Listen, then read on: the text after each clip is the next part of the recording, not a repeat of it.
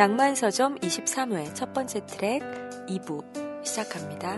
안녕하세요. 소설 쓰는 정희연입니다. 네, 안녕하세요. 평론 쓰는 허입니다. 네, 23회 첫 번째 트랙 지난주에 1부 나갔고요. 저희 2부로 돌아왔습니다. 길 위의 남자라는 테마로 소설 대 소설 이야기해보고 있습니다. 네, 윤대정 작가님의 손은 여관으로 들어온다. 가끔 작품을 다뤘는데요. 여러분 어떻게 들으셨는지 모르겠습니다. 예, 윤대정 작가님의 작품을 그것도 초기작을 새삼 다뤘다는 것이 90년대를 추억하는 어떤 하나의 매개가 되지 않았을까 추측을 해봅니다. 네, 물론 그 일부만 들으신 것도 좋지만 예, 오늘 저희가 함께 이야기 나눌 2부 네. 예, 이장욱 작가님의 절반 이상의 하루와 함께 읽으시고 또 저희 이야기도 함께 들으시면 더 좋지 않을까 싶어요. 네. 네. 또 장편 대 장편이 아니라 단편 대 단편을 또 이렇게 다루니까 훨씬 더 좀 세밀하고 보다 깊게 이야기할 수 있는 것 같아서 좋은 느낌이 들기도 합니다. 세밀하고 깊게 이야기해야 할 텐데요. 초반부터 그러시니 저는 뭐 작가님만 믿고 있기 때문에 부담감? 네. 네, 뭐 네, 되게 당황해요. 네. 제가 방금 세밀하고 깊게 이야기할 수 있을 것 같아요. 이렇게 했더니 작가님이 입을 크게 벌리시면서 뜨악 하시는 표정을 지었습니다. 네. 저희 지난주에 예. 평론가님의 새해 계획을 들었잖아요. 네. 포부를 네. 책을 쓰겠다. 예. 또 장편 분량의 이야기를 전작으로 쓰겠다고 예. 하셨고요. 저의 새해 계획은 예, 그것을 검사하는 거라고 네. 결론을 내렸죠. 네. 그래서 첫 번째 검사 들어가겠습니다. 네. 뭐 이실 직고 하자면 아직 한 줄도 못 썼고요. 원래 그 작품이라는 게 항상 그렇지 않습니까? 구상하는데 시간이 오래 걸리고. 명작은 그렇죠. 네. 아이고 찔려라. 네. 네, 항상 구상이 저도 오래 걸리기 때문에 네. 개요 짜고 있습니다. 네. 그렇죠. 우리 지난 시간에 했잖아요. 네. 소가 있는지 잃어버렸는지를 먼저 아는 게 중요하니까요. 네, 일단 뭐 개요 한 줄 시작했다는 거, 예. 네, 중요하죠. 네. 네, 좀 디테일한 면은 나중에 붙여가기로 하고요. 우선 네. 뭐 형체를 갖춰야 뭐가 되지 그럼요. 않겠습니까? 시간 많은데요. 뭐 1월 겨우 며칠 지났을 뿐입니다. 네. 네. 우선 당장 닥친 그 개간지 마감부터 네. 네, 시급하게 끝내야 할 것 같습니다. 네. 네, 작가님의 새해 계획 어떻게 진행되고 계십니까? 네. 저는 새해 계획이 뭐 단순해요. 두 가지인데요. 첫 번째는 걷자예요. 걷자. 네. 네. 왜냐하면 뛰지는 잘 못하거든요. 제가 달리기 지지나여서. 달리기 지지나요? 잘 넘어져요. 이렇게 처음 좀. 들어보는 조언데. 네. 그래서 뭔가 건강을 가꾸려면 우리 하루키님도 그러시고, 김현수 선배님도 그러시고, 이렇게 네. 좀 다들 달리세요. 보통 두 번만 달리시더라고요. 은희경 선배님도 마라톤 하고 그래요? 은희경 그러시거든요. 작가님 네, 하시고. 많이들 운동하세요. 근데 저도 뭔가 운동을 해야겠다는 절실한 생각이 들어요. 네. 근데 쓰기 위해서 운동을 하는 거예요. 더 길게 쓰기 위해서. 근데 뛰는 건 저한테는 좀 안 맞는 것 같고 너무 금방 포기하게 될 것 같아서요. 네. 좀 수준을 낮춰서 걷자. 네. 약간 빠른 걸음으로 걸으시는 거죠? 뭐 일단 차 타고 갈 걸 좀 걷고 예, 그런 좀 작은 목표를 세웠고요. 두 번째는 쓰자예요. 네. 쓰자. 왜냐하면 올해 마감이 많거든요. 아, 네, 제가 이상하게 올해 마감이 많아요. 그래서 예. 2014년이 저한테는 좀 근육을 단련시키는 그런 해였던 것 같다면 2015년은 이제 좀 장근육들이 조금은 만들어진 것 같아서 그 근육을 써서 이제 본격적으로 일을 해야 하는 그런 때예요. 어떤 결과물도 만들어야 네네. 하고요. 그래서 이제 당장 5월부터 장편 연재에 들어가고 네, 단편 마감들도 있고요. 아. 그다음에 또 책이 2권 나와야 되고 뭐 이런 예. 스케줄들이 있어서요. 그러려면 일단 쓰는 게 중요하니까 쓰자예요. 그래서 얼마 전에 제가 이 2가지를 한 번에 충족시키고자 예. 걸어서 작업실에 가기로 결심을 하고 아, 꽤 멀거든요. 네. 그래서 걸어서 집을 나섰어요. 마침 예. 따뜻한 날이었거든요. 300m, 저희 집이 언덕이에요. 그래서 언덕을 이렇게 300m 정도 걸어 내려왔더니 좀 힘이 살짝 들더라고요. 근데 마침 고개를 딱 돌렸더니 스벅이 있는 거예요. 아, 네네. 네, 사람이 또 없더라고요, 아. 마침. 그래서 또 따뜻할 것 같아요, 이제. 따뜻한 있으셨다고. 불빛으로 저를 유혹해서 그만 들어가고 말았지 뭐예요. 네, 거기서 작업을 하시는 거군요. 그랬죠. 아, 아니 네. 뭐 어차피 300m 걸은 것도 분명히 걸으신 거고요. 또 작업실이 아닌 카페에서 쓰신 것도 쓰신 네. 거니까. 근데 한 500줄은 써야 되는데 5줄만 쓰고 왔다는 거. 왜 이렇게 스벅은 테이블과 테이블 사이가 가까운지 옆 사람의 대화가 안 들으려고 해도 너무 들려오는 거예요. 그리고 또 제 마침 옆에 결혼을 앞둔 두 분의 그 여자분이 포함된 4명의 여자분들이 정말 솔직 진솔 토크가 막 벌어지고 있어요. 재밌죠, 또. 너무 재밌더라고요. 그래서 정말 저 좀 끼워주세요를 외칠 뻔했네요. 네. 그래서 마음속으로 또 계속 리액션 하시고 네.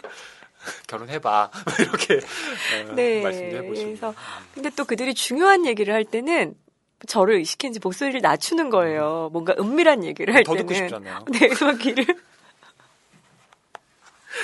아이고. 네. 그래서 뭐 그렇게 성공적으로 새해 목표를 이뤄가고 있지는 못하네요. 그래도 작가님은 어쨌든 계속 그런 시도를 하고 계시고요.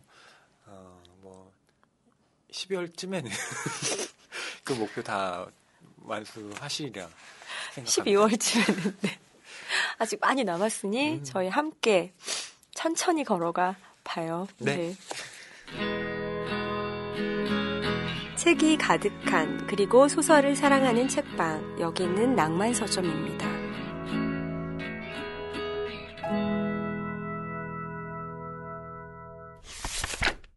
길 위의 남자.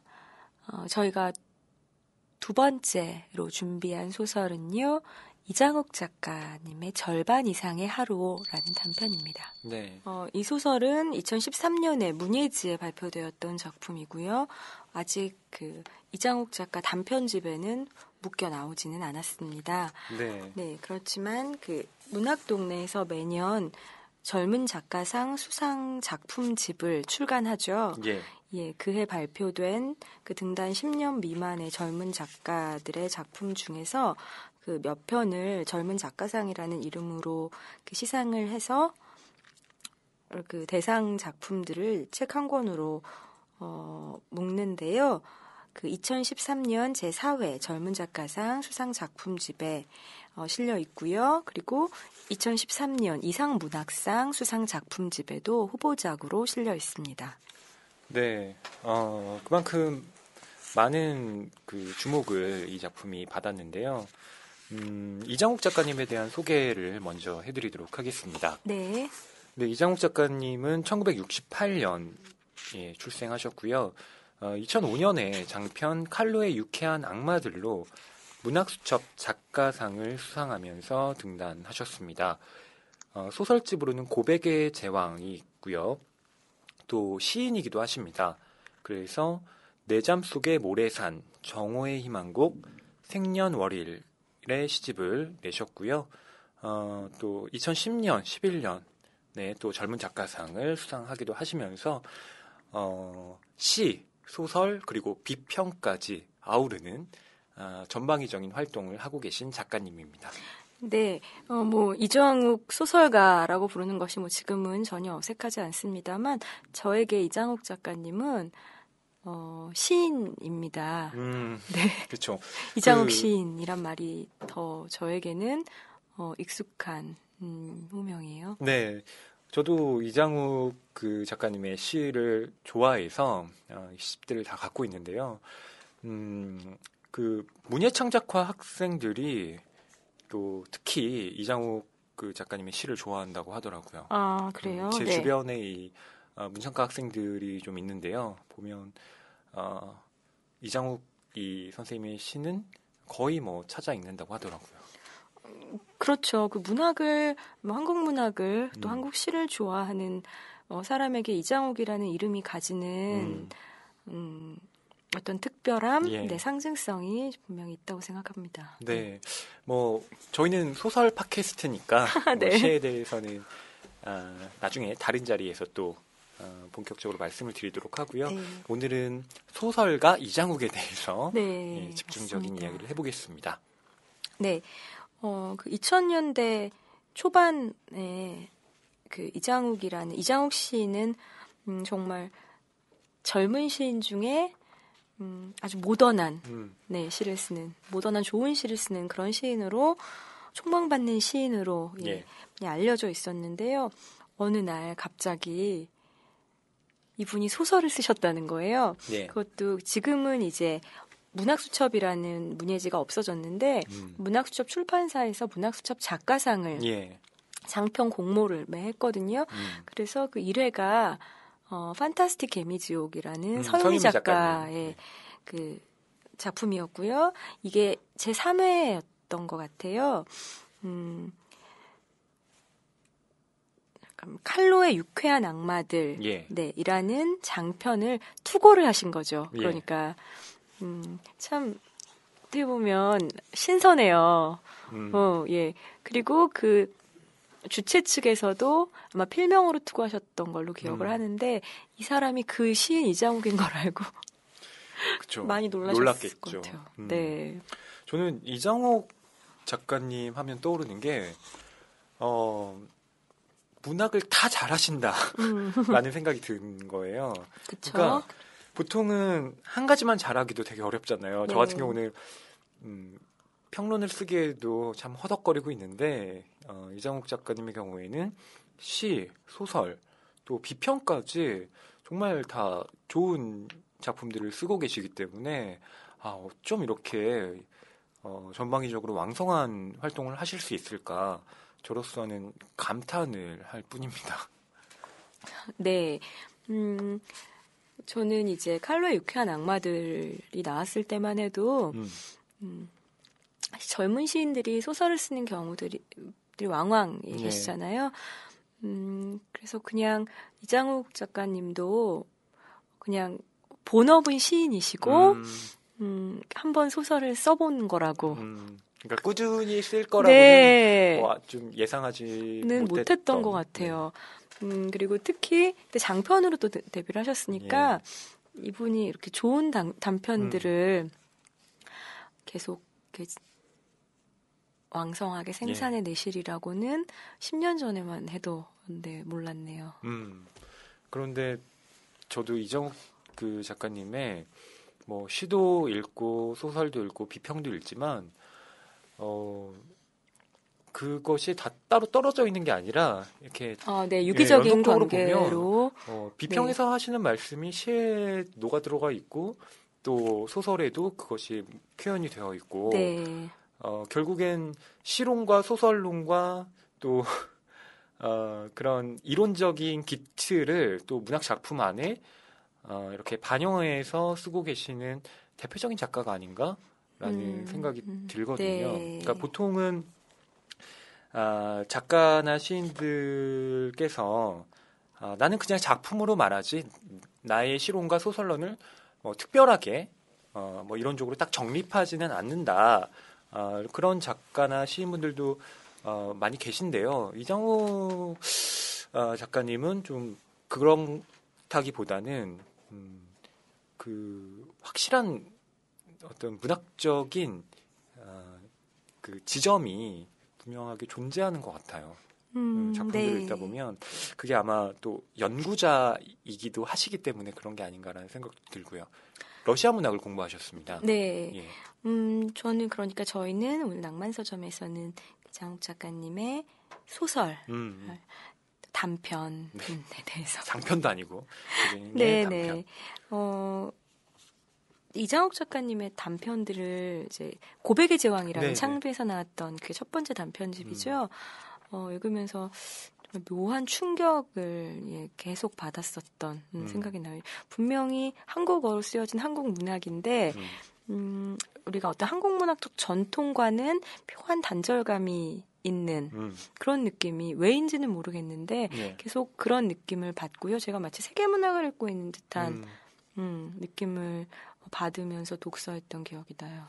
그러니까 뭐 저는 러시아 문학에 대해서는 잘 모릅니다만 이장욱 작가님의 그 어떤 유령들이 등장하고요. 또 실제 하는 인물인 듯 하지만 그 인물들이 여기에도 존재하고 그것과 다른 네.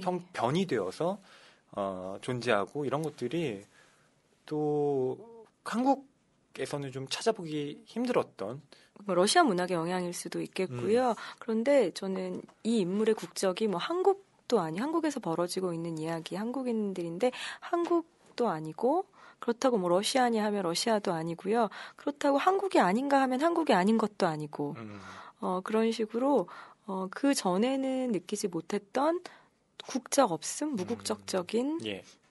그런 인물들 그리고 그렇다 보니까 오히려 예. 정말 그 인물과 인간의 예. 그 본령이 무엇인가에 집중하게 하는 그런 효과가 있더라고요. 그러니까 뚜렷하게 주어지는 어떤 인물들의 정체성이 아니라, 그러니까 뭐 민족이라든가 국가라든가 이런 걸 다 차치하고 그냥 인간 존재로서 남는 네. 거기에 집중하는 캐릭터들을 이장욱 작가님은 네, 보여주신다는 말씀이에요. 그런데 현대를 살아가고 있는 그런 인물들인 거죠. 네. 그런 면에서 저는 작가님의 말씀에 동의하고요. 특히 뭐 변희봉 같은 그렇죠. 그런 네. 단편들을 보면 또 두드러지게 드러나는 것 같아요. 분명히 변희봉은 우리가 알고 있는 한국의 배우의 이름인데 그 변희봉이 아닌가 하면 아니지 않고 그렇죠. 긴가 하면 기가 아닌 네. 그럼에도 남는 것은 변희봉이라는 이름인 거죠. 그렇죠. 네. 그냥 어떤 기표가 분명히 하나 존재하긴 하는데 뭐 한마디로 말씀드린다면 텅 빈 기표에 대해서 이토록 그 소설적으로 잘 쓸 수 있는 작가가 누구냐 한다면 뭐 이장욱 작가님을 딱 꼽을 것 같습니다. 그리고 그 단편들에서 특히 더 빛을 발하고 있습니다. 저희가 오늘 함께 이야기 나눌 소설 절반 이상의 하루는 비교적 최근에 발표하신 단편인데요. 예. 아주 매력적인 단편이고요.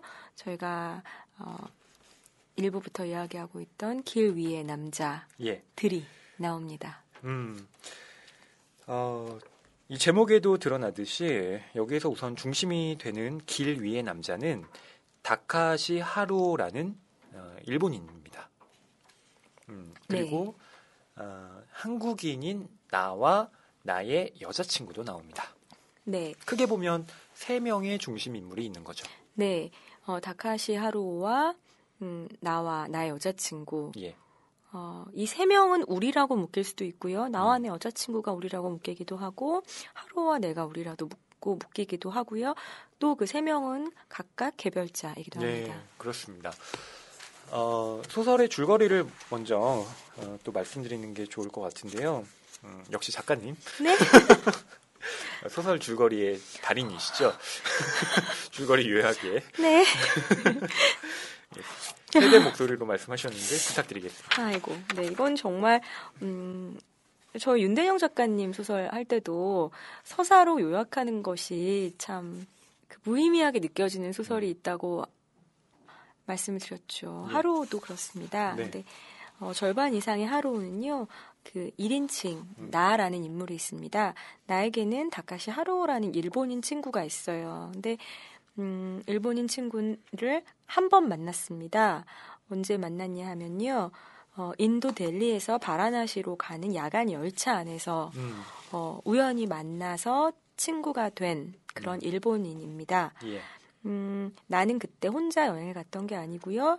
여자친구, 그녀라고 칭하는 여자친구와 함께 여행을 떠났죠. 네. 근데 나는 원래는 파일럿이 되고 싶었던 그런 사람입니다. 그런데 눈이 나쁘다는 걸 알게 됐고 그럼에도 그것을 극복하고 꿈을 이루고 싶어서 라식 수술을 받죠. 예. 그런데 라식 수술을 받은 사람은 공중에서 기압에 의해 동공이 터질 수 있기 때문에 뭐 진짜인지 아닌지 확인한 바는 없습니다. 저희가 조종사가 될 수 없다고 해요. 그래서 꿈을 포기하고 평범한 회사원의 길을 걸을 것이 예정되어 있는 사람입니다. 네.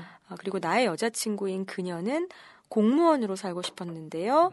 어쩌다 보니 외국항공 승무원의 시험에 합격을 해서 그 하늘 위에서 일을 하는 그런 사람입니다. 네. 둘은 오랜 연인인 것 같고요. 예. 나와 그녀는 첫 번째이자 마지막 여행으로 인도를 갔던 거죠. 그리고 그 인도의 밤 기차에서 갑자기 지저분한 바닥을 청소하고 있는 한 남자를 만나는데 그게 바로 하루오예요. 네. 하루는 그 기차의 직원이 아니라 승객이었음에도 불구하고 자기가 그냥 그 바닥을 더러우니까 청소를 하고 있던 거죠. 그래서 내가 하루에게 묻습니다. 도대체 왜 객실을 청소하느냐? 당신은 승객이고 우리는 그것을 굳이 청소할 필요가 없다. 이렇게 말을 했더니 하루가 뭐라고 대답을 하냐면 당신들과 나는 친구가 되도록 합시다. 네. 이렇게 말을 합니다. 네. 여기서 여러분 하루의 캐릭터가 어떠신지 좀 짐작이 가실 거라 생각을 하는데요. 굉장히 다른 사람들과 융화가 잘 되는 사람입니다. 이질적으로 튀지 않고요. 어디에나 잘 녹아드는 그런 사람이라는 것이 또 여기에서 느껴지는데 반면 그러한 어떤 성격만 가지고 있는 것이 아니라 또 자기 나름대로 그 안에서 어떤 독자적인 새로운 길을 또 탐색하는 그런 캐릭터이기도 합니다. 네, 하루는 말하자면 그 전형적인 여행자가 아니라 그 여행지를 일상으로 만들어서 그 안을 그냥 살아가는 사람. 그렇죠. 네, 그런 친구라고 생각합니다. 하루에게는 하루만의 여행이 있다는 시기랄까라고 말합니다. 네. 그렇게 해서 그 여행을 마치고 돌아와서요. 나와 그녀는 하루가 운영하는 홈페이지에 계속 들어가면서 하루가 여전히 여행을 하면서 지나고 있구나 네. 라고 생각하게 됩니다. 그리고 시간이 흐르고요. 인생은 갑자기 흘러가서요. 나와 그녀는 자연스럽게 각자의 길로 헤어지게 됩니다. 네. 그리고 나는 그냥 전형적인 결혼을 하죠. 그런데 그리고 평범하게 살아갑니다. 그런데 결혼 후의 생활은 이상하게 순탄하지 않습니다. 나는 자꾸 밖으로 돌고 절반 이상의 나는 어디 다른 곳에서 살고 있는 듯한 느낌을 받습니다. 예. 네. 그리고 헤어졌던 그녀와는 가끔 스튜어디스가 된 그녀와는 여전히 가끔 연락을 하고 지내고요. 네. 네. 그래서 아주 오랜만에 그녀를 다시 만난 날, 그 하루와 있었던 그 하룻밤에 대해서 그녀가 말합니다. 그녀가 젖은 눈을 손바닥으로 받으며 가만히 말했다. 작은 사랑이 하나 지나간 느낌이었어. 라고요. 네. 네. 그리고 그는 결국 회사를 그만두고, 네. 그때 그 인도 델리를 향해 떠납니다. 예. 이렇게 말씀드리니까 장편 같은 느낌이 들기도 해요. 그러니까 네. 쭉 지나니까 왜 시간도 굉장히 길고요. 네. 네. 그래서 이것이 단편이 아니라 장편으로 쓰여져도 흥미롭겠다라는 네. 생각을 방금 작가님의 스토리 요약을 들으면서 떠올리게 됐는데요. 아까 작가님께서 그녀와 하루의 그 하룻밤이라고 말씀을 하셨는데 뭐 대단히 특별한 일이 있었던 건 아닙니다. 모릅니다, 그건. 네. 네. 여기서 역시 인도라는 공간이 나오고요. 예. 하루는 일본인입니다. 예. 내 일본인 친구의 이름은 다카시 하루오다. 그는 일본인답지 않게 여행을 매우 좋아한다. 그러면서 계속 나옵니다. 그런데 하루가 일본인이라는 것은 그다지 중요하지 않습니다. 예. 내가 한국인인 것이 그렇게 중요하지 않듯이요. 그리고 하루오는 또 그렇게 하루오 역시 그렇게 생각합니다. 네. 예, 우리는 일본인이기 전에 한국인이기 전에 인간이라는 것, 네. 외로운 인간이라는 것, 그리고 모두 다 개별적인 여행자라는 것 아시죠? 그래서 저는 이 절반 이상의 하루오라는 작품에 대해 이야기해야 한다면 글쎄요, 그 사람들, 그 세 명의 중심 인물에 대해서 하나씩 이야기를 나누는 방식은 어떨까요? 예. 그러면 우선 하루부터 이야기를 할까요? 역시 하루. 주인공이기도 하고요. 네. 우선 하루라는 인물은요, 일본인인데 그 일본 안에서도 좀 외부적인 위치, 그러니까 일본 사회 내부로 편입되기 힘든 그런 그 삶의 조건을 갖고 있는 사람입니다. 왜냐하면 우선 그의 할아버지가 미국인이고요. 또 어머니가 오키나와 사람입니다. 예, 혼혈아죠. 네, 즉 하루가 혼혈인데요. 또 일본 사회에서는 이즈메, 왕따 이런 문화가 있잖아요. 뭔가 나와는 다른, 우리와는 다른 존재를 배척하는 그런 것이 존재하는데. 일본에만 있나요? 한국도 엄청 심하죠. 네. 그럼요. 한국에도 물론 있죠. 다 있죠, 어디나. 네. 하루가 바로 그 이즈메를 당합니다. 학창 시절에. 어렸을 때. 네. 예. 그래서 삶에 대해서 회의를 품게 되고요. 결국엔 그 자살 여행을 떠나게 됩니다. 한국으로. 근데 그게 한국의 부산이에요. 네. 근데 부산에서 이 하루가 뭐 특별한 일을 하는 것은 아니고 잠을 자고 일어났는데 뭔가 느낌이 다른 겁니다. 내가 여기에 왔는데 지금까지 내가 살고 있던 어떤 삶의 질감과는 다른 것들을 느끼게 되고 이렇게 길을 지나다니다가 어떤 여자와 우연히 마주치게 됩니다. 그 여자에 대해서 좀 말씀해 주시죠. 잠깐. 네, 그 여자 저 읽다가 저도 모르게 그냥 푸하하고 해버렸어요. 그런데 또 이런 생각도 했어요. 지금 저희는 한국인이기 때문에 그 맥락을 알아서 푸하하는데요.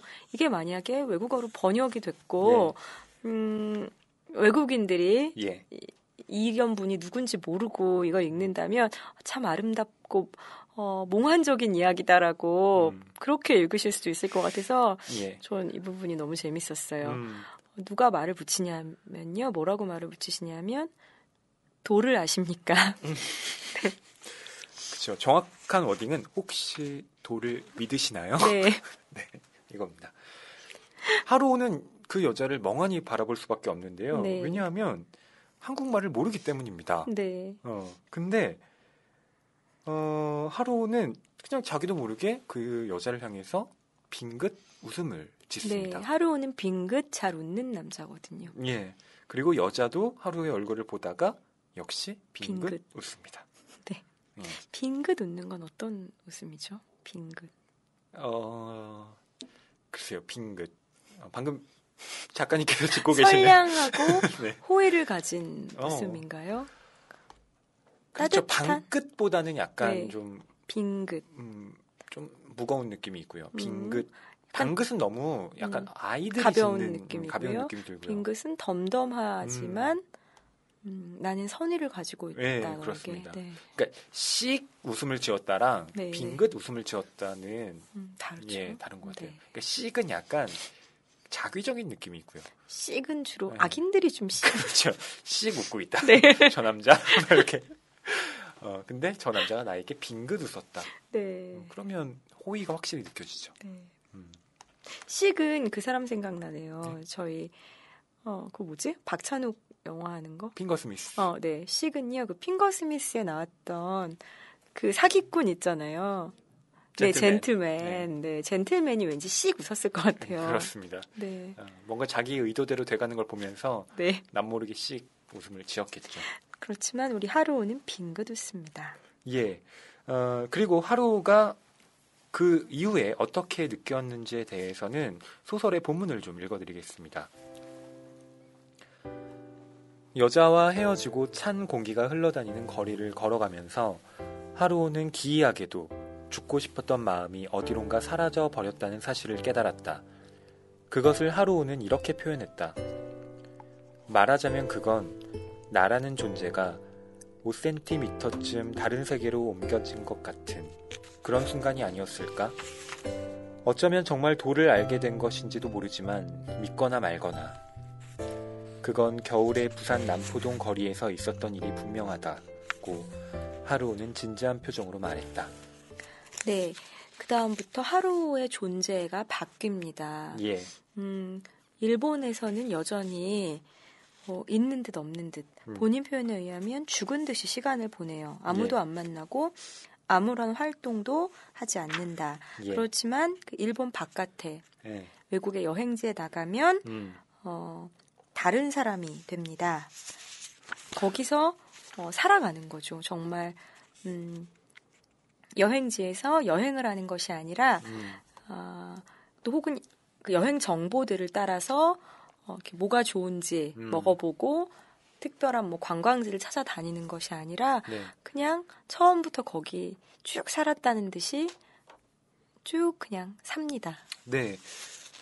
보통 우리가 여행을 떠나거나 뭐 다른 나라에 간다고 할 때는 그곳만의 어떤 독특한 것을 체험하기 위해서 느껴보기 위해서 가는데 하루는 이 소설의 나에 따르면 그런 낯섦에 대해서는 전혀 관심이 없다고 나옵니다. 네. 네. 낯설매에 관심이 없는 여행가라니 이건 거리 풍경에서 매일 신기함을 느끼는 노선버스 기사만큼이나 도대체 말이 안 되는 게 아닌가라고 합니다. 예. 그러니까 어떻게 그 처음 가보는 그런 장소에 하루가 쉽게 녹아들 수 있는지. 네. 예. 그것이 하루가 갖고 있는 특징이자 미스테리. 비인 것 같아요. 네. 예, 그렇습니다. 말하자면 이런 느낌이었다. 하루는 짐을 챙겨 우리 자리로 옮겨왔다. 그리고 그 밤의 열차 안에서 내내 오랜 친구처럼 이야기를 나누었다. 처음 만났을 때조차 전혀 어색하게 느껴지지 않았다는 건 좀 의아한 일이지만 하루는 공기처럼 자연스럽게 우리에게 스며들었다. 말하자면 이런 느낌이었다. 여행자인 그녀와 나는 이쪽에 있고 여행지의 풍경과 사람들이 저쪽에 있다. 이쪽과 저쪽은 서로를 바라보지만 그 사이에는 건널 수 없는 유리막 같은 게 있다. 우리는 유리막 저편의 세계를 구경하고 저편의 세계는 우리에게서 어떤 식으로든 수수료를 받는다. 여행이든 관광이든 우리가 그 풍경 속에서 살아간다고는 할 수 없으니까. 그런데 그 중간에 하루오가 쓱 들어와 양쪽의 경계를 흐트려 놓는다. 유리막 같은 것이 갑자기 사라져 버려서 바깥의 공기가 밀려 들어온다. 그런 것이다. 네. 그래서 나는 이 하루가 가진 이런 특별한 능력에 대해서 일본인답지 않다라고 코멘트를 합니다. 그러니까 일본인이라고 할 때의 그 드는 느낌은 뭔가 확고한 자기 세계가 있고 딱 타인과 철저하게 거리를 두면서 소극적인 그런 소극적인 측면이 드러나는 사람이라고 생각을 하는데 하루는 그런 전형적인 일본인과는 확실히 다른 면을 갖고 있는 사람인 거죠. 사람이라고 나는 생각하고 하루에게 말하죠. 그랬더니 하루가 물끄러미 있더니 너도 내가 아는 전형적인 한국인은 아니다. 라고 말하죠. 여쩌면 그 말을 하고 싶어서 작가는 이 나로 하여금 그는 전형적인 일본인답지 않게 여행을 좋아한다. 라고 그런 편견의 문장을 넣었는지도 모르겠습니다. 예. 그러니까 이장욱 작가님의 이 소설이 왜 2000년대, 그러니까 2010년대 작품이라는 생각이 드냐면 바로 이 일본인, 그러니까 일본에 대해서 또 이야기를 할 때 뭐 매스컴에서 다뤄지는 방식이나 혹은 지금까지의 일본을 표상하는 어떤 방식과는 전혀 다른, 그러니까 일본은 어떤 국가의 차원이나 그 민족적 시각으로 바라보는 것이 아니라 그냥 인간의 차원, 개인의 관점으로 그 한 사람 한 사람을 다 보는 거예요. 예, 나나 그녀 역시 한국을 대표하는 그 한국 민족이 아니라 개인이니까요. 네. 그래서 아까 작가님이 말씀하신 이장욱 작가님의 뭐 무국적성 이라고 했던 것들도 항상 이 국가로부터 뭔가 계속 탈출하려는 국가의 그 지배로부터 좀 벗어나려는 움직임들이 계속 국가주의 비판을 통해서 뭐 학문적으로 나타났고 문학적으로는 뭐 월경이라고 하죠. 국경을 넘는 방식으로 또 드러나기도 하는데 이장욱 작가님은 그래 국적이라는 건 뭐 분명히 있는데 별로 그런 것이 그게 뭐 중요하지 않아. 우린 그것을 신경 쓰지 않아. 라고 이 소설에서 네. 또 말하고 있는 것 같습니다. 또 하루의 어머니는 오키나와 사람인데요. 오키나와는 좀 섬이죠. 본토와 떨어져 있죠. 하루는 오키나와인들은 일본인이라고 할 수도 없고 일본인이 아니라고 할 수도 없고 그렇다던데 그녀가 이렇게 하루에게 말을 해요. 그때 하루가 던진 농담은 이런 것이었다. 말하자면 절반 이상의 하루오는 어딘지 다른 하루오이다 라고요. 예. 네, 여기서 이제 제목이 파생됐죠. 그래서 저는 처음에 이 제목을 봤을 때는 절반 이상의 하루? 되게 좀 의아했습니다. 네. 어떻게 이런 제목이 가능할까? 네. 그리고 하루오 하면 이게 일본인 이름인지는 사실 이름만 봐서는 제목만 봐서는 모르니까요. 하루인가? 24시간의 절반을 얘기하나? 네. 네, 그렇게 생각을 하기도 했거든요.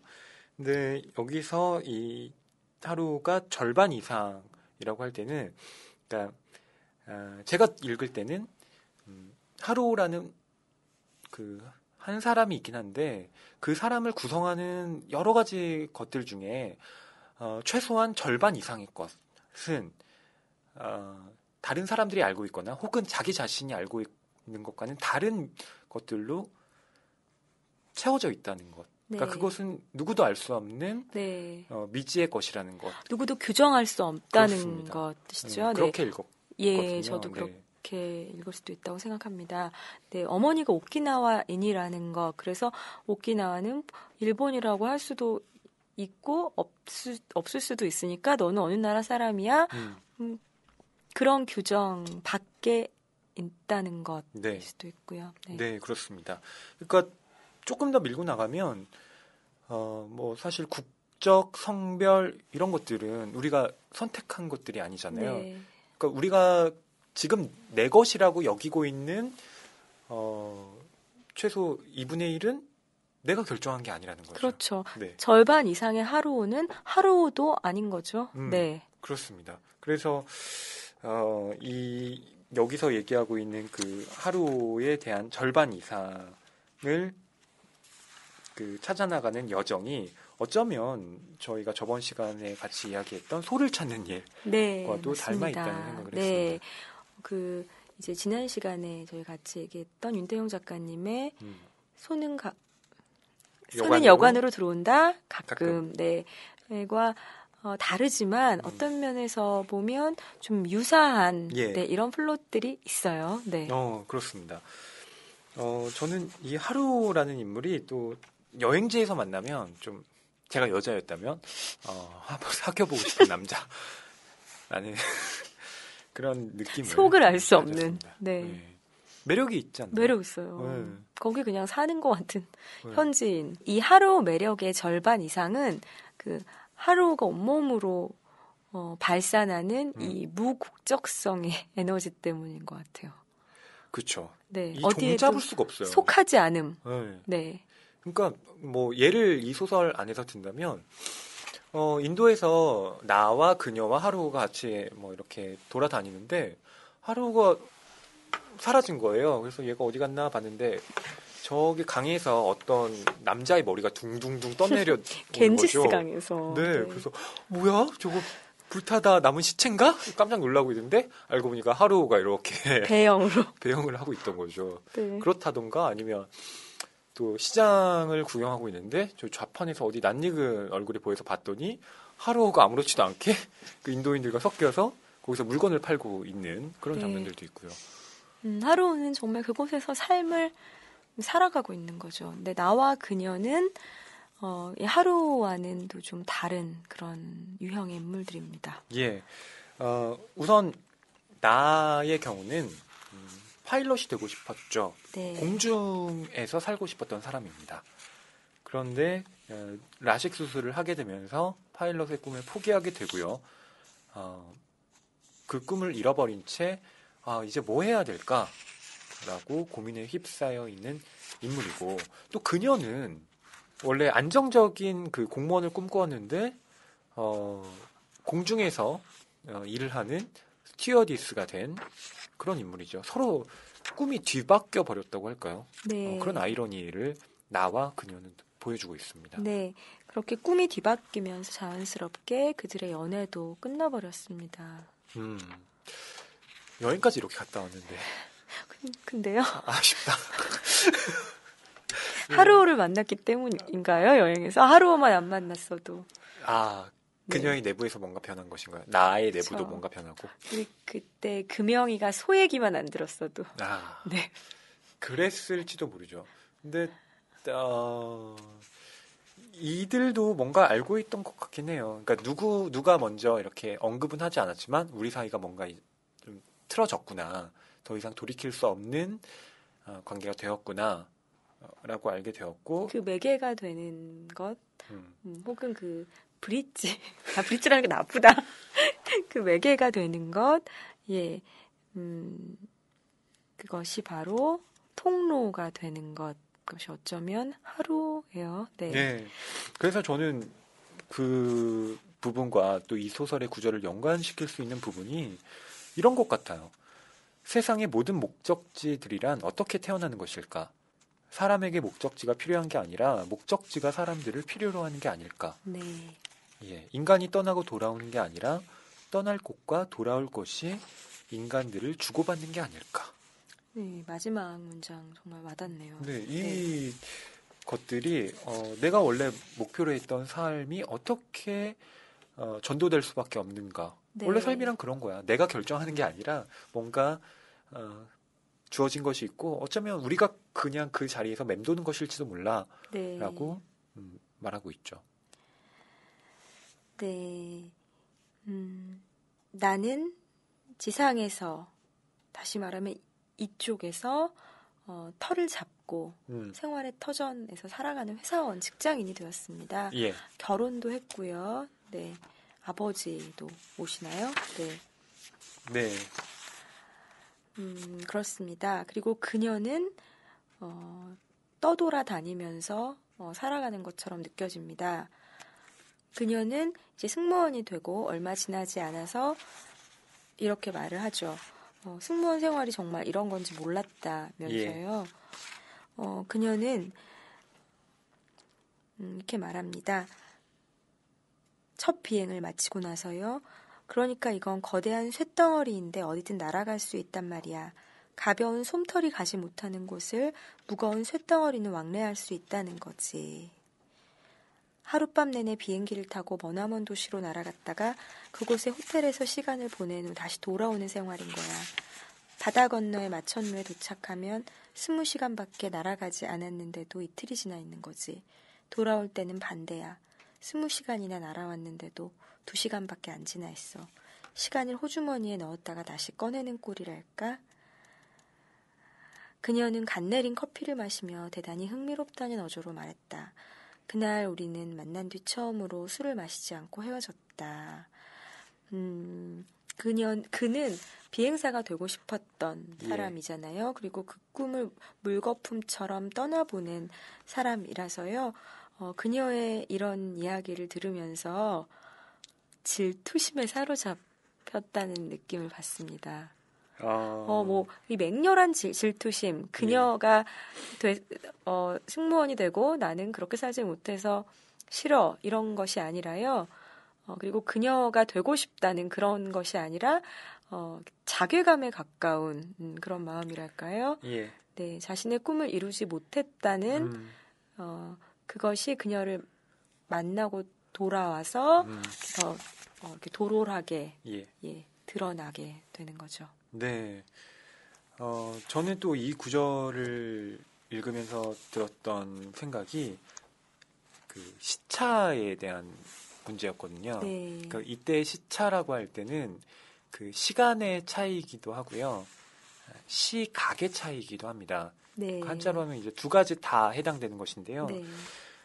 우선 그 스튜어디스인 그녀가 작가님이 낭독하신 부분에서 여기에서는 뭐 시간이 이랬는데 그 대서양을 뭐 건너고 나니까 이틀이 지나 있었다라든가 돌아올 때는 그 반대였다. 네. 라는 부분에서 시간이라는 것이 그렇게 절대적인 것은 아니구나. 굉장히 상대적이고 어떻게 보느냐에 따라서 또 실제로 우리가 감지하는 어떤 감각에 의해서 달라질 수 있는, 유동할 수 있는 것이고 또 한편으로는 그 보이는 관점 역시 하루를 볼 때 혹은 나나 그녀를 볼 때도 A라는 관점으로 볼 때랑 B라는 관점으로 볼 때 완전히 그 인물이 다르게 보이듯이 그것이 특히나 하루라는 인물에게 극명하게 드러나는 부분인데요. 어쩌면 이 소설은 그런 시차에 대한 이야기일 수도 있겠구나. 그것이 이 공중과 또 국경, 뭐 국적 이런 문제로도 나타나는구나. 예, 좀 그렇게 읽기도 했습니다. 네, 그 이장욱 작가님의 소설은 그 읽는 사람들이 그 한 줄 한 줄 참 많은 해석을 하고 싶게 만드는 그런 텍스트예요. 그러니까 이장욱 작가님이 참 평론가들이 그런 말 잘하죠. 네. 영리하게 뭐 배치를 하고 네. 뭐 그 작가는 쓰고 있다 이런 말을 종종 쓰는데요. 그런 면에서 본다면 정말 그 어떤 지점에서 의미를 풍부하게 해야 되고 어떤 지점에서 네. 그 의미를 좀 너무 이렇게 네. 열지 않고 이때는 단언을 해야 되고 네. 이런 그 강약 조절을 아는 작가라는 네. 생각이 듭니다. 너무 잘하세요. 네. 그것이 제가 이 뒤에 심사평을 읽으면서도 느꼈던 부분이에요. 네. 권희철 평론가부터 시작해서 그 뒤에 그 신수정, 뭐 김인수, 작가님, 예, 성석지혜 네. 작가님까지 뭐 여러분들께서 그 각각의 심사평을 또 다 달아주셨거든요. 근데 묘하게 이장욱 작가님에 대한 어떤 심사평은 다른 듯하면서도 이 작가가 갖고 있는 이 풍부한 해석 다양성에 대해서 네. 전부 언급을 하고 계세요. 그래요. 네. 네. 그래서 역시 그렇구나. 네. 네, 작가 이름을 가리고 읽어도 이제는 누구의 작품인지 짐작할 수 있을 것 같다고 김환 선생님이 그렇게 말씀하셨네요. 예. 이장욱표 분위기가 매혹의 열쇠라고요. 예. 네. 그래서 이장욱 작가님은 언제나 그 어떤 너무 그 스타일리시한 것이 겉으로 막 화려하게 드러나진 않지만 소설을 천천히 뜯어보면 여기에 이토록 많은 어떤 문학적 장치들이 있구나. 네. 그것을 드러나지 않게 딱 그 소설 안에 착착착착 네. 그 기계처럼 배치를 해놓으셨어요. 그러네요. 남진우 선생님 뭐라고 하셨냐면요. 단편 소설의 정석을 보여주는 것 같은 작품이고요. 그런데 뭔가 속은 것 같은 기분이 왜냐하면 이야기의 완급을 자유자재로 조절하며 환상과 아이러니와 페이소스를 적절하게 산포시킬 줄 아는 여유를 획득한 것 같다. 예. 그래서 그의 소설은 숙달된 조교의 시범처럼 보이는 면이 있다. 네. 너무 잘 쓴다는 거죠. 그렇죠. 네. 그러니까 뭐 그러면서 뒤에는 여기에는 긍정적 측면과 부정적 네. 측면 모두 있다. 이렇게 네. 또 쓰셨습니다. 왜요? 좋은데. 독자 입장에서 네. 잘 쓰시. 네. 그렇죠. 네. 완급 조절을 잘한다라고 지금 그런 평이 있었는데, 네. 그렇죠. 예. 어떤 면에서 완과 급을 어떻게 조절했나요, 평론가님? 예, 그것은 그 소설의 밀도라고 바꿔서 말할 수도 있을 것 같은데요.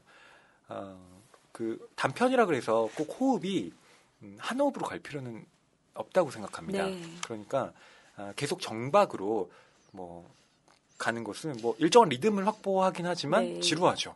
그래서 네. 똑같은 서사의 리듬이 안정적이기는 하지만 그 독자에게 지루함을 주는 단점이 있고요. 또 지나치게 그 리듬이 좀 자유분방할 경우에는 너를 뛰는 것 같을 때가 있죠. 독자들이 네. 뭐야 이게 난 이해할 수가 없어. 네. 이렇게 나오는 거죠. 네. 그러니까 완급 조절을 잘한다는 것은 그 밀고 당기기하고 비슷합니다. 그쵸, 밀당이에요. 예. 네. 그러니까 어느 단편은 정도는 밀당이에요. 풀어주다가 네. 당길 때는 확 당겨주고요. 그렇죠. 그다음에 다시 좀 이렇게 느슨한 듯 하다가 다시 한번 조여주고 이런 그 기술인데 네. 이장국 작가님의 이 절반 이상의 하루의 경우에는 우선 그 초반을 그 하루랑 만난 이야기를 네. 시작하죠. 흥미롭죠. 예. 하루란 인물이 워낙 흥미롭기 때문이기도 하고요. 네. 그 이국적 공간이 주는 그 매력이 있습니다. 네. 그러면서 이 하루의 특이한 어떤 면모에 대해서 우선 그 소설 1에서 이야기를 합니다. 그러다가 그 하루와 어떻게 만났는지를 2에서 풀어놓기 시작하죠. 그것은 그 나와 그녀가 등장하면서 그 또 다른 의미의 층위를 발생시킵니다. 그냥 하루에 대한 이야기인 줄 알았더니 알고 보니까 나뿐만이 아니라 나의 여자친구와 함께 엮인 이야기였네? 라고 하면서 독자들을 한번 또 긴장하게 만들죠. 네. 그러다가 하루가 남자였으니 그렇습니다. 예, 하루 남자인 건 알았지만 잠깐 나와 하루 남자, 그녀 여자 예. 갑자기 예. 머릿속에서 이 삼각 함수가 예, 갑자기 확 떠오르는 어떤 순간을 만들죠. 그렇죠. 그러다가 4쯤에 가면 어떻게 하냐면 내가 잠든 사이에 하루와 그녀가 이야기를 하고 있는 장면을 내가 그 꾸민 듯 얼핏 봅니다. 그런데 긴장 봤더니 고조됩니다.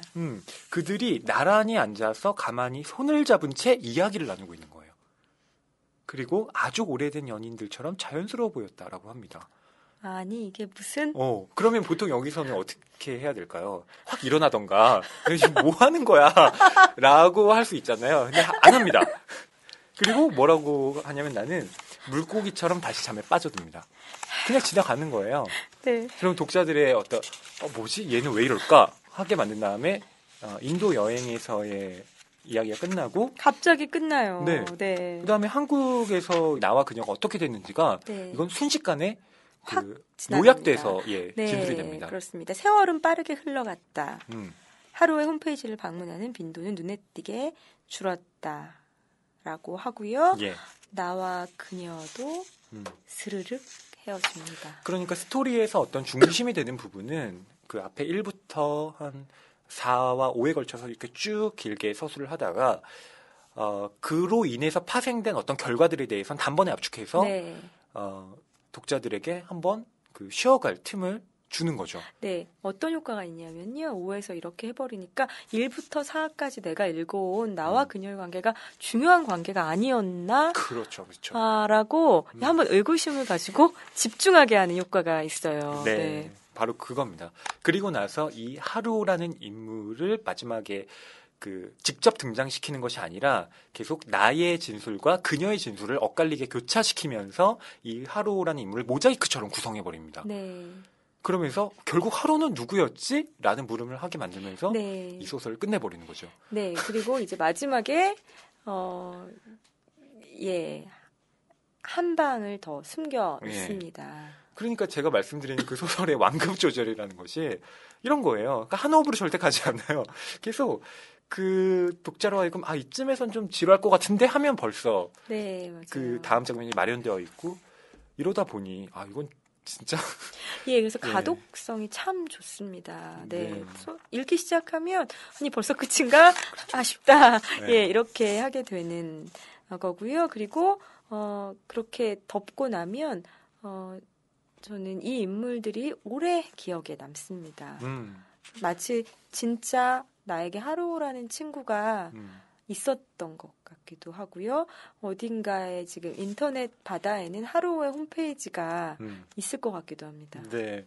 특히나 그 하루라는 인물이요. 자기 입으로 직접 말하는 대목은 뭐 거의 없다고 봐도 무방합니다. 네. 그러니까 나와 그녀를 통해서 이 하루라는 인물이 계속 재구성되는 것이기 때문에 저는 사실 이 하루라는 인물이 진짜 그런 사람이었던가 의심을 하게 되기도 하더라고요. 네, 바로 작가는 우리의 그 가슴 속에서 피어오르는 그런 미약한 의심의 공기를 눈치채고 네, 뒤에 그런 장치를 마련해 놨습니다. 예. 그래서 이 젊은 작가상 수상 작품집이 좀 재밌는 것 중에 하나는 이 작품에 대한 작가 노트를 또 다 실어 놓거든요. 거기서 네. 이장욱 작가님은 이렇게 쓰고 계신데요. 하루에게는 하루의 세계가 있을 것이라고. 아니 그렇지 않다고도 생각한다. 어쩌면 하루 스스로가 그냥 이 세계 자체인지도 모른다고. 나로서는 세계라고밖에는 달리 말할 수 없는.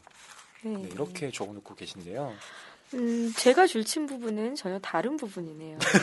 네. 네, 소개 좀 해주시죠, 잠깐. 저는 결국 그런 순간들을 위해 쓰는 것인지도 모른다.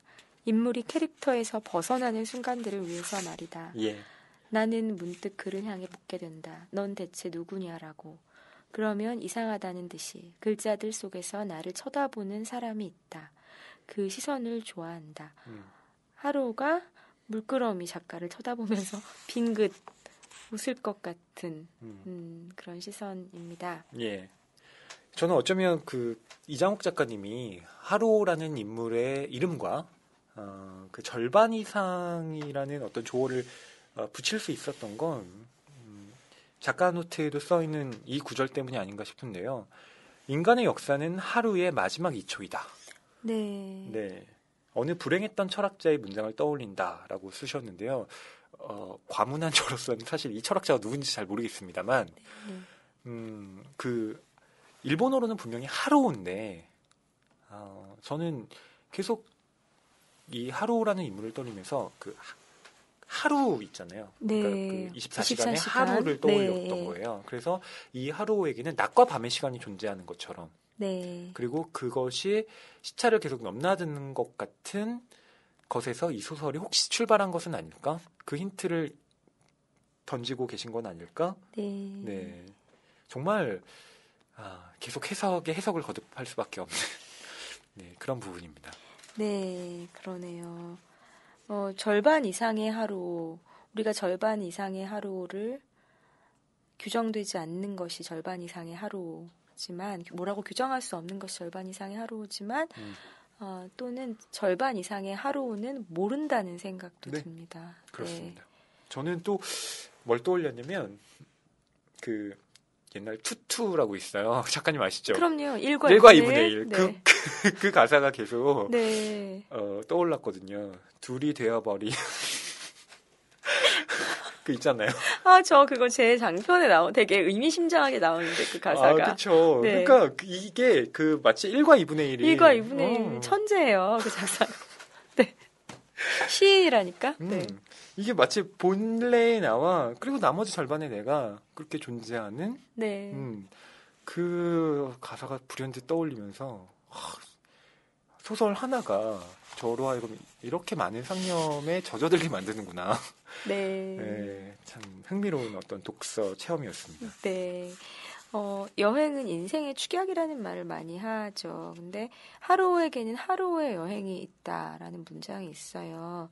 그리고 나에게는 나의 여행이 있고요. 예. 그녀에게는 그녀의 여행이 있어요. 그들이 어느 순간 교차했던 적 있지만, 이제는 각각 그 자신만의 여행을 자신만의 방식으로 각각 하고 있고요. 저는 그래서 이 하루라는 인물도 뭐 중심 인물이고, 여기서 이 소설을 지배하고 있는 어떤 정조가 하루지만 그녀라는 인물도 흥미롭게 이야기해볼 만합니다. 네. 그녀가 가장 현실적인 인물인 것 같아요. 네, 우선 꿈이 공무원이었고요. 네. 그리고 또 직업을 선택한 것도 어쨌든 승무원. 직업을 택했고요. 가장 현실에 발딛고 있는 인물인 것 같다는 생각을 했습니다.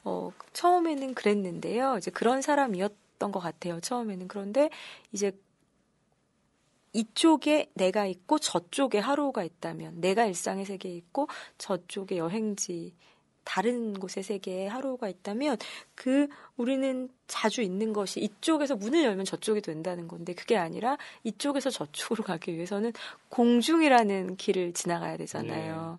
그녀는 그 공중에 발을 이렇게 들고 둥둥 떠 있는 사람이죠. 네. 그래서 처음 스튜어디스가 됐을 때는 그 생활이 이렇게 낭만적이기까지 하다고 신나게 이야기했던 그녀가 몇 년이 지난 후에는 조금은 다른 말을 합니다.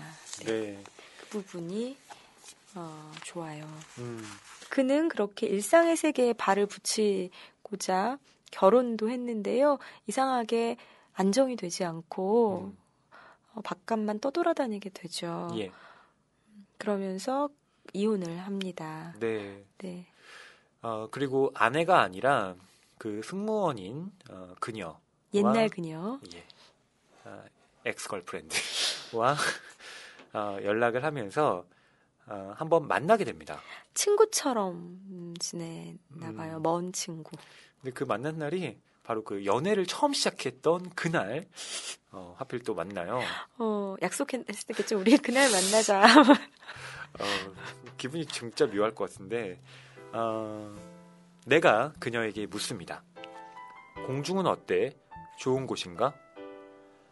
그녀는 뜻밖의 풀이 죽은 목소리로 탁자를 내려다보며 중얼거렸다. 공중은 외로운 곳이야. 창밖을 봐도 신호등도 없고 마주오는 구름을 향해 손을 흔들 수도 없고. 혼자 중얼거리듯 그녀는 말을 이었다. 공중에 있는 건 사람들 뿐이지. 내가 시중들 사람들. 네. 저는 공중은 말줄임표 외로운 곳이야. 창밖을 봐도 신호등도 없고 마주오는 구름을 향해 손을 흔들 수도 없고 라고 말하는데 라는 감탄을 뱉었어요. 네. 그리고 공중에서 그녀는 아무것도 하지 않고 공중에 있는 것이 아니라 거기서 일상을 이어가는 사람입니다. 그렇습니다. 네, 내가 시중들 사람들이라고 표현을 하는데요. 거기서 직업 생활을 영위하는 거죠. 하늘을 날아가면 참 좋겠다. 저 비행기를 보면서 나도 어디론가 떠나고 싶다 하지만 그 비행기 안에 있는 어떤 사람들에게는 그곳이야말로 일터고 직장이고 생활인 것이죠. 저는 이 부분 읽으면서 좋더라고요. 그러니까 세 명의 인물을 왜 배치했는지를 절묘하게 왜 배치했는지를 이제 알게 됐고요. 네. 진정한 이 소설의 한 명의 인물은 어쩌면 그녀가 아닐까 싶기도 했어요. 그녀는 이쪽과 저쪽을 다 아우르면서 결국은 이쪽이나 저쪽이나 다르지 않다는 걸 몸으로 깨닫는 그런 사람이고요. 그리고 그녀는 이제 이 남자와 이렇게 만난 이후에 앞으로 뭘 할 거냐고 물었더니 결혼을 해서 외국에서 살 거라고 말하죠.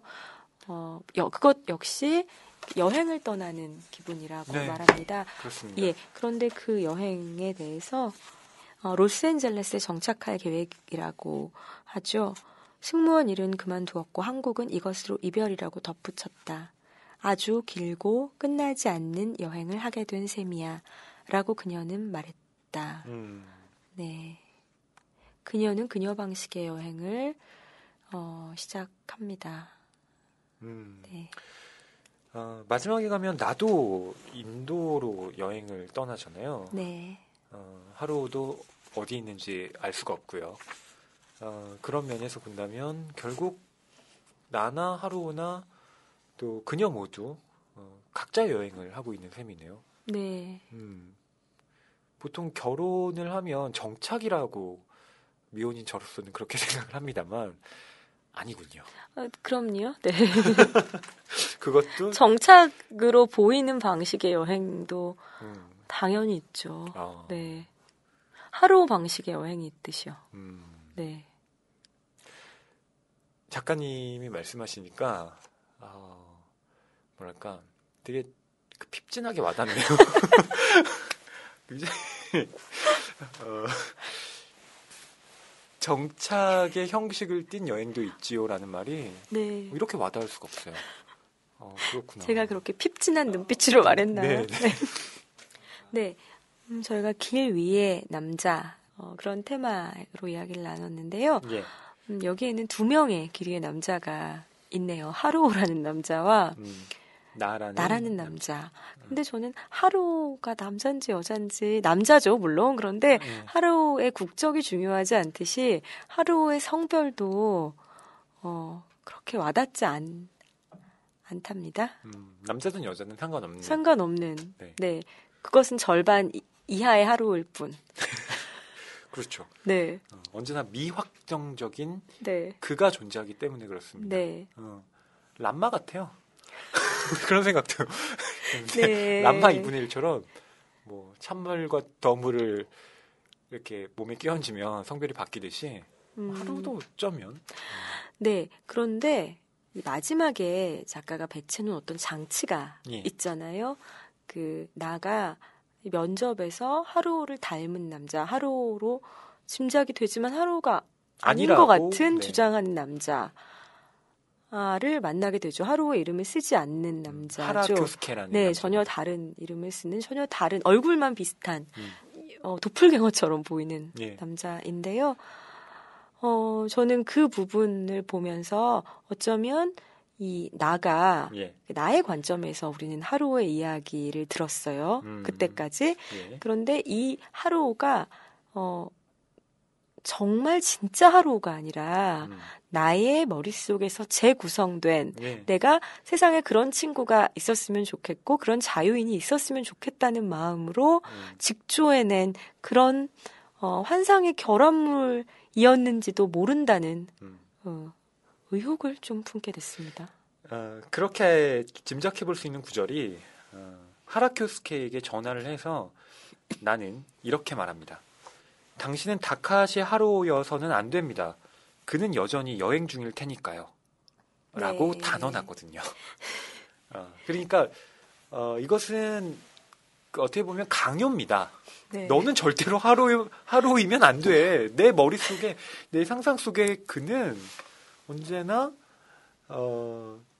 규정되지 않은 그 미결정의 사람이란 말이야. 근데 너는 너무 세속적이야. 그렇죠. 지나치게 경제적 동물 같아. 그러니까 너는 절대 하루이면 넌 너무 평범해져. 네. 이렇게 우리 하루는 내 마음의 이상향인 내 마음의 소 하루. 네. 소인가요? 소죠. 네. 물속에 빠진 소. 네. 네. 그렇게 그쵸. 그래서 근데 뭐 그 답이 또 확실하게 정해져 있는 건 아닙니다. 역시 이장욱 작가님은 열려 있습니다. 그걸 확정되지 않은 미정으로 남겨둡니다. 네, 뭐 상상은 우리가 자유롭게 할 수 있죠. 어쩌면 나와 그녀는 인도에 간 적이 없을지도 모른다. 모든 것은 그 홈페이지를 보고 나가 만들어낸. 뭐 그렇게 읽을 수도 있고요. 반전. 뭐 엄청난 반전인데요. 뭐 그럴 수도 있고요. 네. 아니면 이 하라교스케죠.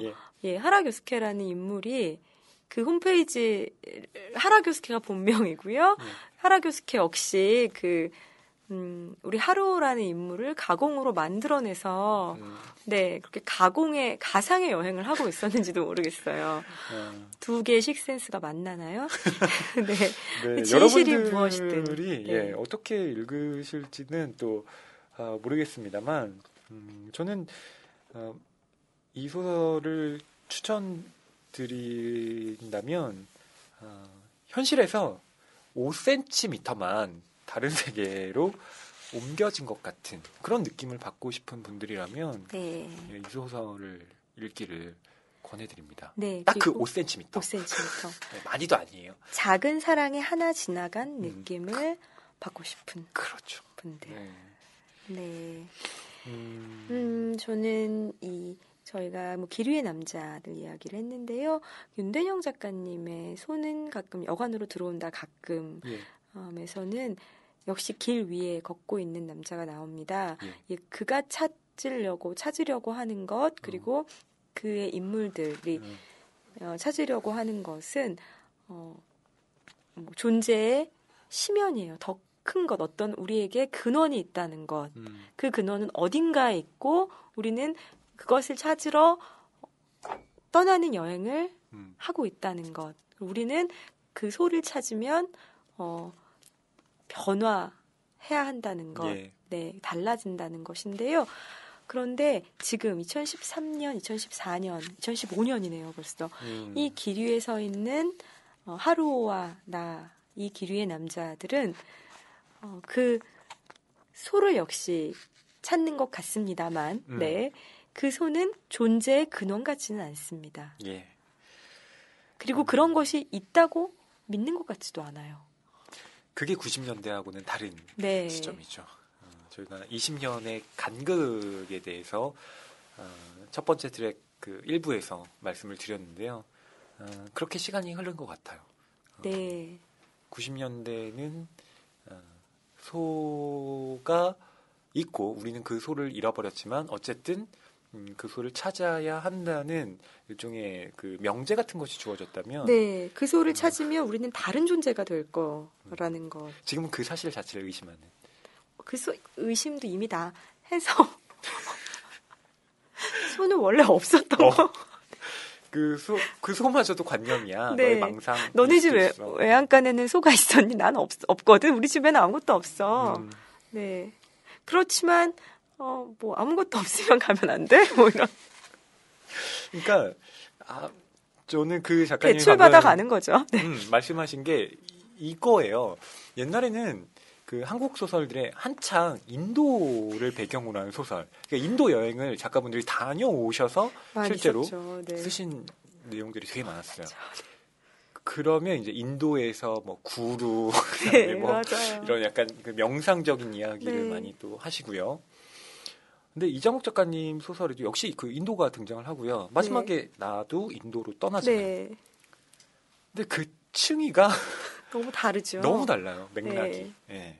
그래서 이때 인도는 특별히 그런 어떤 깨달음을 얻기 위해서 가는 그런 인도의 여행이 전혀 아닙니다. 그래서 저는 오히려 다른 나라가 아니라 인도를 일부러 하필이면 그렇게 달고 다른 상투적인 네, 인도를. 일부러 그 상투성의 상징이라고 볼 수도 있는 인도 바라나시 델리를 넣은 것 같아요. 겐지스란 이름을. 다른 걸 얼마든지 넣을 수도 있는데요. 그쵸. 네, 그 상투적으로 이제는 클리셰가 돼버렸어요. 예, 그 클리셰에 대한 어떤 전복이랄까요? 예. 네. 그렇군요. 여러분께서는 어떻게 읽으실지 전 매우 네. 궁금한데 또 댓글로 남겨주셨으면 합니다. 과연 네. 작가님과 저의 말씀에 또 동의를 하시면 동의하시는 대로 아니면 그 의견이 있으시면 또 달아주시면서 네. 공론장을 한번 만들어봤으면 합니다. 좋아하지도 않으시면서 공론 되게 무서워하시면서 왜 자꾸 그러시는 거죠? 무서워하는데요. 네. 그래도 설령 뭐 비판을 받더라도 함께 이야기를 하는 게 네. 낭만 서점으로서는 더 좋은 게 아닐까? 네. 근데 저는 이렇게도 읽을 수 있고 저는 평론가가 아니니까요. 뭐 제가 이렇게 읽으면 제가 읽는 거고 뭐 다른 사람이 이렇게 읽으면 다른 사람이 읽는 거죠. 그래서 정말 저는 공론을 하고 싶진 않아요. 네. 근데 여러분의 길이 어떤지는 궁금합니다. 저도 그게 궁금해요. 여러분의 소도 궁금하고요. 네. 그냥 뭐 그 공론이란 말이 너무 거창하다면 네.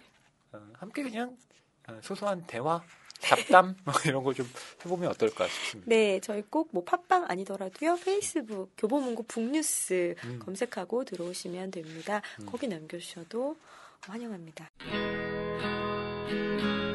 책이 가득한 그리고 소설을 사랑하는 책방 낭만 서점에 오신 것을 환영합니다.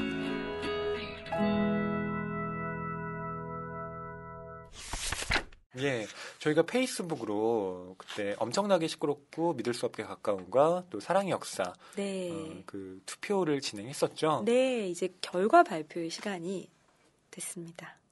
예, 차마 제 입으로 말씀드릴 수가 없네요. 네, 작가님. 네, 저희가 지난 수요일에 마감을 했고요. 저희 예상보다 아주 많은 분들이 댓글 남겨주셨습니다. 예. 네, 거의 70여 개. 지금 현재 저희 녹음하고 있는 현재 70여 개 이상 달아주신 것 같은데요. 네, 결과는 압도적으로 엄청나게 시끄럽고 믿을 수 없게 가까운 선택해주신 분들이 많으십니다. 아, 예. 네. 작가님께서 엄청나게 시끄럽고 믿을 수 없게 가까운을 선택하셨고요. 제가 사랑의 역사를 택했는데,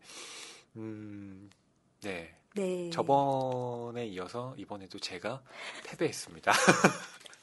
네. 저를 우선 지지해주신 분들께, 사랑의 역사 함께 지지해주신 분들께. 무슨 대선 나가신 것 같아요.